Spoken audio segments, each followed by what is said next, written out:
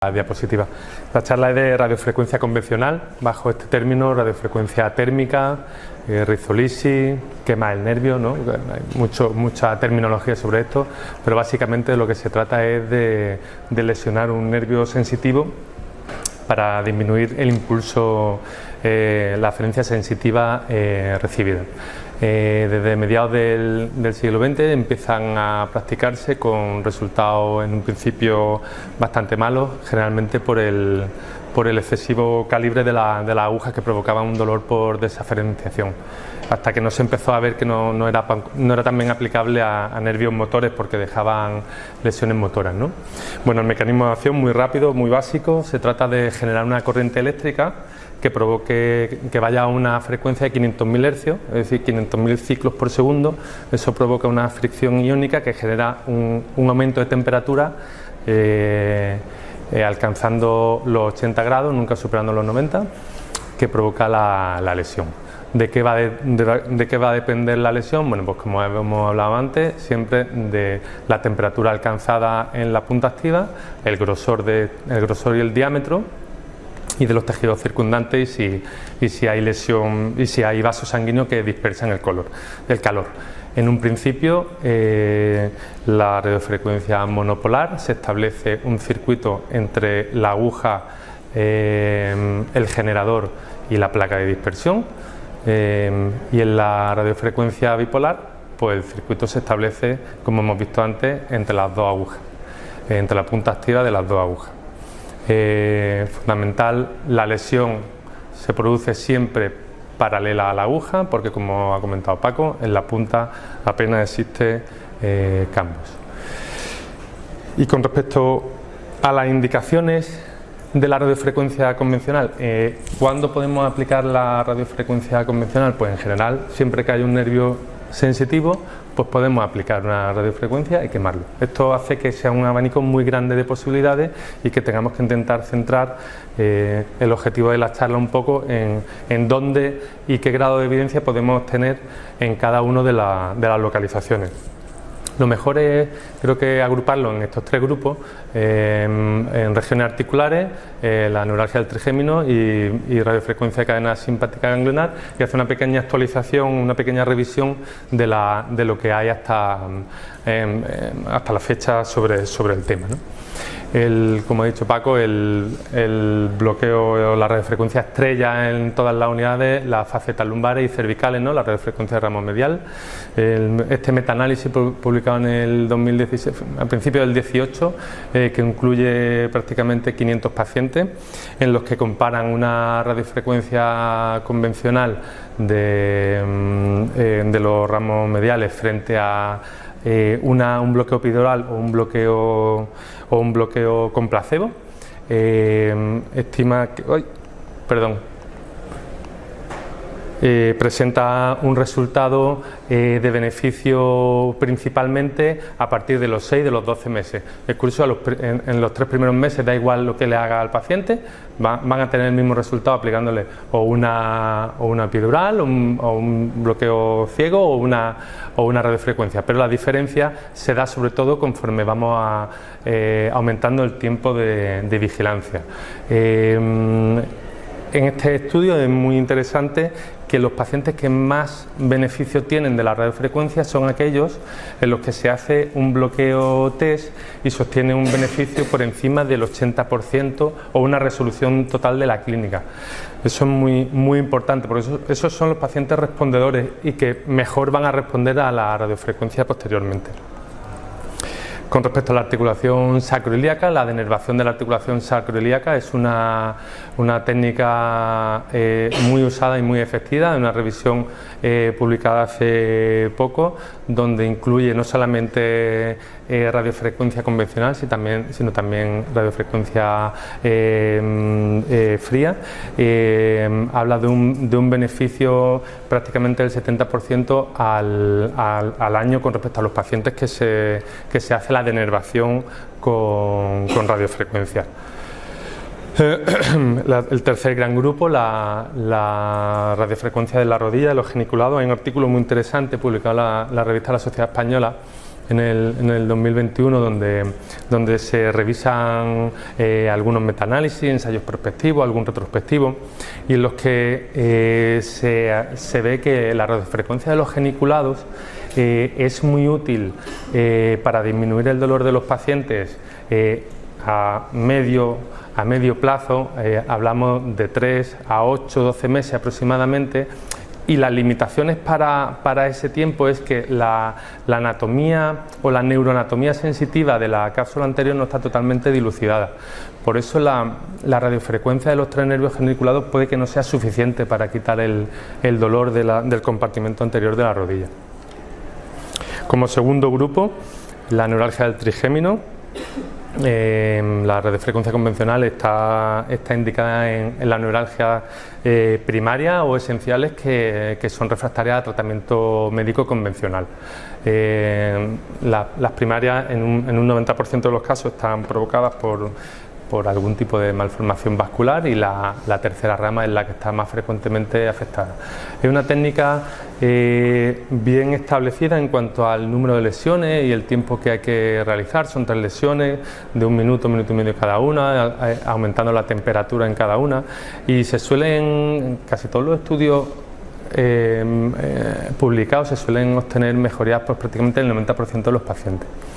Y se obtienen una recidiva de menos del 25% al año. Como efectos secundarios más frecuentes pues son la disestesia o parestesia y las alteraciones del reflejo corneal, que en la mayor parte de los casos son transitorias.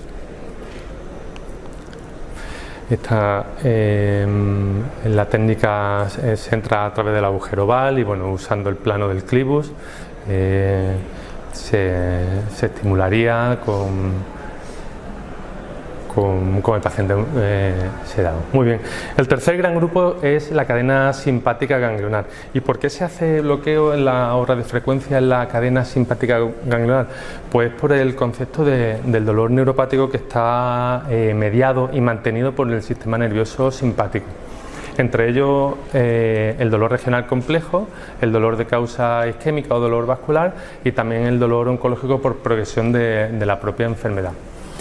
Clásicamente en las cadenas ganglionares se han realizado bloqueos o simpatectomías químicas, bien con alcohol o con fenol, frente a la radiofrecuencia. Con la alcoholización o la fenolización se puede, con una sola aguja, se puede abarcar más territorio, porque con volumen alcanzan más terreno. Ese es el inconveniente que tiene la radiofrecuencia a este nivel, que necesitarías usar más de una aguja para alcanzar varios niveles. Sin embargo, se ve que ese es más selectivo. De las cadenas ganglionares simpáticas, las más usadas son el ganglio estrellado, los nervios esplácnicos y la cadena lumbar y el ganglio impar. Con respecto al ganglio estrellado, a partir de aquí ya todos los estudios que hay son bastante escasos, son siempre de estudios retrospectivos, de series de casos, y apenas hay casos, ensayos aleatorizados. Por eso siempre el nivel de evidencia no es muy fuerte, ni lo va a ser, pero por ese motivo, ¿no? El ganglio estrellado que se extiende desde la última vértebra cervical y se fusiona con la cadena ganglionar simpática de T1, conforma el ganglio estrellado. Este estudio publicado en el 2013, que compara el bloqueo guiado por TAC del ganglio estrellado con la radiofrecuencia, establece que la radiofrecuencia tiene una mejoría del 70% frente al 21% del bloqueo. Es curioso porque yo creo que lo que más destaca en este estudio del 2013 es que el avance que se ha obtenido sobre todo es la introducción de la ecografía, de este tipo de técnicas realizadas con ecografía en tiempo real, donde puedes visualizar todas las estructuras de forma correcta, incluso detectar la inyección intravascular, que es uno de los grandes problemas de este bloqueo, pues es un avance. Entre las indicaciones del bloqueo o de la radiofrecuencia del ganglio estrellado, como hemos dicho, el síndrome doloroso regional complejo de miembros superiores y la vasculopatía. los problemas de causa vascular.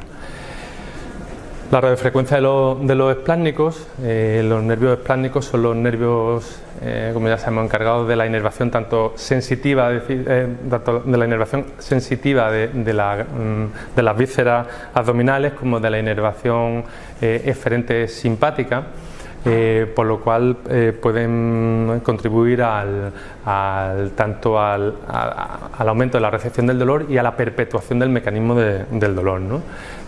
Raj publica en 2002 por primera vez la radiofrecuencia de los esplácnicos, y desde entonces pues se ha ido depurando un poco la técnica y mejorando tanto la localización de las agujas como la disminución de los riesgos que conllevan poner la aguja en esta localización. Las complicaciones son poco frecuentes pero potencialmente graves, fundamentalmente el neumotórax y la infiltración intraarterial, ¿no? En este estudio del 2018, en el que se compara una ablación química frente a la ablación con radiofrecuencia de los esplácnicos, también hay una mejoría, pero sobre todo una mejoría no solamente inmediata en el tiempo en el que comienza a mejorar el paciente, sino en cuanto a la duración de la mejoría. Ya sabemos que en el cáncer, en el dolor progresivo, en los pacientes con cáncer, el dolor es un síntoma fundamental porque afecta a más del 80% de los pacientes con enfermedad avanzada, y saber que una radiofrecuencia convencional va a hacer un inicio de terapia antes y que le va a durar más, pues puede ser bastante significativo en estos pacientes. Aquí vemos la localización de la aguja. Por último, la radiofrecuencia de cadena ganglionar lumbar, que se extiende desde la L3-S1, pues es muy útil tiene una indicación con un nivel de evidencia 1B en el síndrome de dolor regional complejo de los miembros inferiores y en patología vascular, en todos los pacientes con patología isquémica no revascularizable. Como hemos dicho antes, el inconveniente frente a la alcoholización o la fenolización es que en este caso tenemos que poner más de una aguja, y con la alcoholización solamente por volumen podemos alcanzar varios niveles. En este simple esquemita vemos cómo con la infiltración del ganglio paravertebral podemos frenar tanto la aferencia como la eferencia mecánica. Y con esto casi finalizamos. Las complicaciones, bueno, es de perogrullo decir que las complicaciones de esta técnica pues son las inherentes a la localización y a las estructuras que la rodean. En principio, de forma global, la tasa de complicaciones es menor al 1% siempre que se sigan los parámetros de estimulación motora, estimulación sensitiva y la técnica esté guiada por imagen. A mayor complejidad, mayor posibilidad de complicaciones, y la comorbilidad del paciente evidentemente también influye en la presencia de estas complicaciones. Y para terminar las conclusiones, no menos evidente, la radiofrecuencia convencional es una técnica eficaz y segura, y que con el avance de las técnicas de imagen aumentará la seguridad del procedimiento. Y de acuerdo con Paco en que los ensayos clínicos son necesarios para establecer nuevas indicaciones y nuevos niveles de evidencia. Muchas gracias.